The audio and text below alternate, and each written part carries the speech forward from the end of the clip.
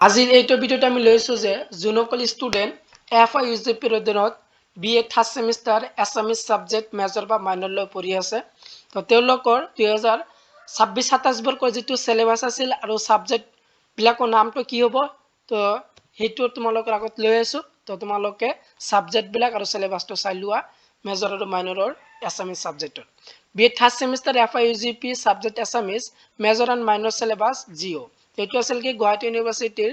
এছামিছ ছাবজেক্টৰ BA third ছেমিষ্টাৰৰ যিটো major আৰু মাইনৰ আছে তো সেই মেজৰ আৰু মাইনৰ ছাবজেক্টৰ চিলেবাছ আৰু ছাবজেক্টৰ নেম মেজৰ বা minor 19 paper and minor 3 paper name অসমৰ সংস্কৃতি অধ্যয়ন ইয়াত কি কৈছে মেজৰ বা মাইনৰ 19 পেপাৰ তো যোনসকল student Assamese subject third semester major লৈছে তো তেওঁলোকৰ যিটো দুটা পেপাৰ তো দুটা পেপাৰৰ প্ৰথম পেপাৰৰ এইটো যে অসমৰ সংস্কৃতি অধ্যয়ন আৰু যিসকলে অনলি মাইনৰ পঢ়ি আছে গ্ৰেজুৱেশ্যনত থাৰ্ড ছেমিষ্টাৰ উঠিছে তো তেওঁলোকৰ যিটো প্ৰথম পেপাৰ এছামিছ লৈছিল তো এছামিছ তেওঁলোকৰ যিটো দুটা পেপাৰ তো দুটা পেপাৰৰ প্ৰথম পেপাৰ এইটোৱে যে অসমৰ সংস্কৃতি অধ্যয়ন আৰু ইয়াৰ লগত যিহেতু দিয়া আছে মাইনৰ 3 তো মাইনৰ 3 ইয়াত দিয়া আছে মানে এইটো কোন অকল ষ্টুডেণ্টৰ কাৰণে তো যিসকল ষ্টুডেণ্ট মেজৰ লৈ পঢ়ি আছে মেজৰ ধৰক যে বেলেগ ছাবজেক্টত পলিটিকেল চায়েন্স বা এডুকেশ্যন ইকনমিক্স যিকোনো ছাবজেক্ট মেজৰ লৈছে তো মেজৰ লোৱা ষ্টুডেণ্টৰ যিটো মাইনৰ আছে তো সেই মাইনৰৰ যদি কোনো ছাত্ৰ ছাত্ৰী যদি এছামিছ লৈছিল তো সেই এছামিছ পেপাৰৰ এইটোৱে যে অসমৰ সংস্কৃতি অধ্যয়ন তো তেওঁলোকৰ কিন্তু মাইনৰ 3 বুলি দিয়া আছে যেহেতু মাইনৰ 3 মানে তেওঁলোকে first semester minor 1 second semester minor 2 পঢ়িছে আৰু মাইনৰ 3 টো থাৰ্ড ছেমিষ্টাৰ পঢ়িব মেজৰ লোৱা ষ্টুডেণ্টৰ তো মেজৰ লোৱা ষ্টুডেণ্ট যিটো মাইনৰ 3 যোনসকলে এছামিছ লৈছিল তো তেওঁলোকৰ এছামিছৰ সেইটো নামটো কি হ'ব অসমৰ সংস্কৃতি অধ্যয়ন তো তোমালোকৰ অসমৰ সংস্কৃতি অধ্যয়ন মেজৰ আৰু মাইনৰ ষ্টুডেণ্টৰ তোমালোকৰ এই ছাবজেক্টৰ চিলেবাছটো চোৱা তো এইটো আছিল তোমালোকৰ চিলেবাছ তো চিলেবাছটো তোমালোকে ভালদৰে চাই লোৱা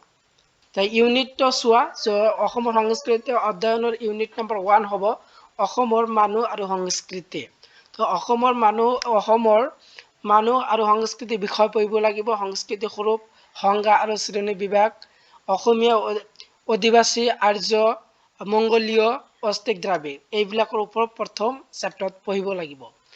দ্বিতীয় নম্বৰ ইউনিট আছে অসমৰ লোক সংস্কৃতি তো অসমৰ লোক সংস্কৃতি হ'ল দ্বিতীয় নম্বৰ চেপ্টাৰ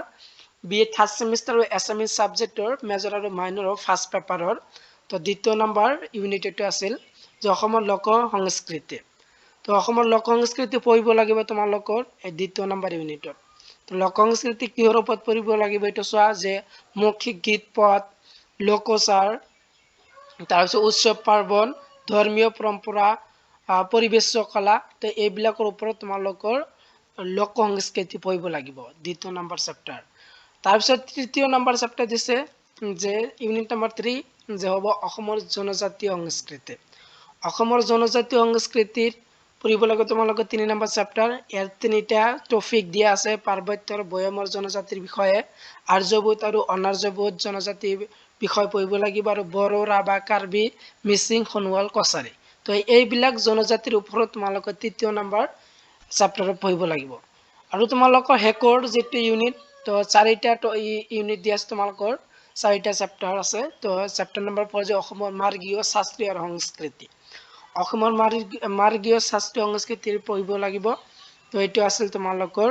4 নম্বৰ ইউনিট তো এইটোৱে আছিল কি থাৰ্ড ছেমিষ্টাৰৰ যিসকলে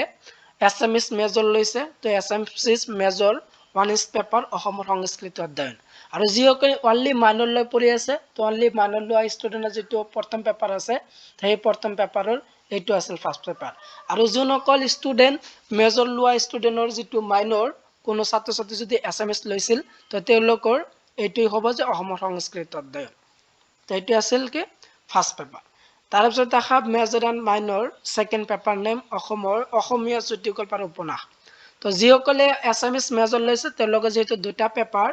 তো ফাৰ্ষ্ট পেপাৰ যিহেতু আগত তোমালোকে পাই ল'লা তো দ্বিতীয় নম্বৰ পেপাৰটোৰ নামটো কি হ'ল মেজৰৰ ছেকেণ্ড পেপাৰ এছামিছৰ অসমীয়া চুটিগল্প আৰু উপন্যাস আৰু যিসকলে মাইনৰ লৈছে ফাৰ্ষ্ট পেপাৰ যদি এছামিছ থাকে তো তেওঁলোকে যিহেতু দুটা তো ফাৰ্ষ্ট পেপাৰ যিহেতু 19 পেপাৰ আগতো আৰু ছেকেণ্ড পেপাৰ অসমীয়া চুটিগল্প আৰু উপন্যাস তো এইটো আছিল কি মেজৰ আৰু মাইনৰৰ ছেকেণ্ড পেপাৰ তো ইউনিট 1 টো আছে কি অসমীয়া চুটিগল্পৰ ইতিহাস আৰম্ভণিৰ পৰা 2000 খ্ৰীষ্টাব্দলৈকে পঢ়িব লাগিব তো অসমীয়া চুটিগল্পৰ বিষয়ে প্ৰথম ইউনিটত পঢ়িব লাগিব আৰু দ্বিতীয় নম্বৰ চেপ্টাৰ পঢ়িব লাগিব যে অসমীয়া উপন্যাসৰ ইতিহাস। তো অসমীয়া উপন্যাসৰ ইতিহাসৰ বিষয়ে তোমালোকৰ দ্বিতীয় নম্বৰ ইউনিটত পঢ়িব লাগিব। যিটো মেজৰ আৰু মাইনৰ থাৰ্ড ছেমিষ্টাৰৰ এছামিছ ছেকেণ্ড পেপাৰ আছে অসমীয়া চুটিগল্পৰ উপন্যাস। তো এই ছাবজেক্টৰ দ্বিতীয় নম্বৰ চেপ্টাৰ আছিল উপন্যাসৰ বিষয়ে পঢ়িব লাগিব 2000 চনৰ আৰম্ভণিৰ পৰা 2000 খ্ৰীষ্টাব্দলৈকে। তাৰপিছত তৃতীয় নম্বৰ ইউনিট যে চুটিগল্পৰ বিষয়ে পঢ়িব লাগিব। লক্ষ্মীনাথ বেজবৰুৱাৰ মুক্তিৰ বিষয়ে, লক্ষ্মীনাথ ফুকনৰ আৰু মেহেদি হ'ব এইটো তোমালোকৰ। তো এইটো হ'ব মেহেদি। তাৰপিছত তোমালোকৰ হোমেন বৰগোহাঁইৰ হাতী, এই চুটিগল্পৰ এই তিনিটা পঢ়িব লাগিব। তাৰপিছত 4 নম্বৰ ইউনিট শেষৰ ইউনিট 4টা যিটো ইউনিট দিয়া আছে তোমালোকৰ দ্বিতীয় নম্বৰ পেপাৰৰ। তো এছামিছ ছেকেণ্ড পেপাৰৰ যে শেষৰ যিটো ইউনিট উপন্যাস, তো উপন্যাসৰ বিষয়ে পঢ়িব লাগিব। যোগেশ দাসৰ ডাৱৰ আৰু নাই, মামণি ৰয়ছম গোস্বামীৰ চিনাৱাৰ হ্ৰদ। তো এইবিলাক কিমান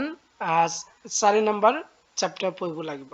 তো এইটো আছিল কি মেজৰ আৰু মাইনৰৰ ছেকেণ্ড পেপাৰ। তো এইখন আছিল কি BA যিটো গুৱাহাটী ইউনিভাৰ্চিটিৰ এছামিছ ছাবজেক্ট যিসকলে মেজৰ লৈছে। সেই মেজৰৰ অনাৰ্ছ পেপাৰৰ নাম হ'ল অসমৰ সংস্কৃত অধ্যয়ন আৰু ছেকেণ্ড পেপাৰৰ নামটো হ'ল অসমীয়া চুটিগল্প আৰু উপন্যাস। এইবিলাক আছিল এছামিছ চিলেবাছ। তো এইটো আছিল কি আছামিজ মেজৰ আৰু মাইনৰৰ গুৱাহাটী ইউনিভাৰ্চিটিৰ FIUGPৰ অধীনৰ চিলেবাছ। তো চিলেবাছটো তোমালোকে PDFটো ডাউনলোড কৰি ল'বা। তো PDFটো যদি লাগে কমেণ্ট কৰিবা আৰু নেক্সট ভিডিঅ'ত এইবিলাক ছাবজেক্টত তোমালোকৰ ইম্পৰ্টেণ্ট কুৱেশ্যন এনচাৰ লৈ আহিম। তো ভিডিঅ'টো ইমান আছিল। ভিডিঅ'টো শেষলৈ চাই থকাৰ বাবে তোমালোকক সকলোকে ধন্যবাদ জনাওঁ।